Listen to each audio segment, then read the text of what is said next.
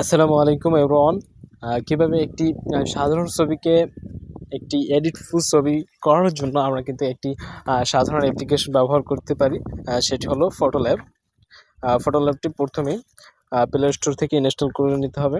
আমরা চলে যাব প্রথমেই প্লে স্টোরে চলে যাব। প্লে স্টোরে সার্চ বারে আমরা লিখব ফটোল্যাব।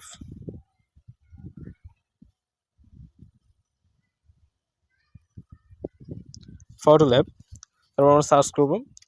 সার্চ করার পরে আমরা যে এই ফটোল্যাব আইকনটা পাবো, এটাই আমরা ইনস্টল করে নিব। আমার ইনস্টল করা আছে, আমরা এটাকে ওপেন করে নিব। ওপেন করার পরই আমরা এরকম একটি ইন্টারফেস দেখতে পারবো। এখান থেকে সাধারণ কয়েক সেকেন্ডের ভিডিও এবং যে কোনো ছবি কিন্তু আমরা এখান থেকে এডিট করতে পারবো। সাধারণ যে কোনো ছবি কিন্তু আমরা এখান থেকে অনেক ভালো করে এডিট করতে পারবো। আর এখানে অনেক হ্যাশট্যাগ আছে। আমরা প্রথমে চলে যেতে পারি এই যে বয় একটা, যে কোনো একটা হ্যাশট্যাগে চলে গেলাম এবং এই ছবিটাকে কিন্তু আমরা এডিট করতে পারি।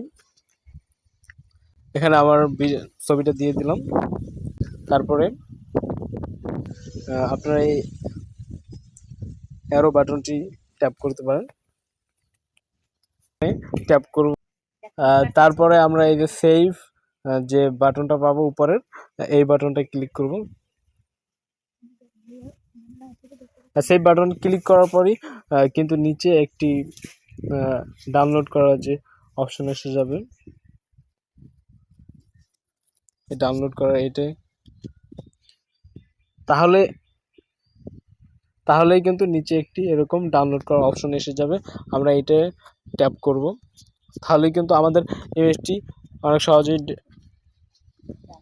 ডাউনলোড হয়ে যাবে।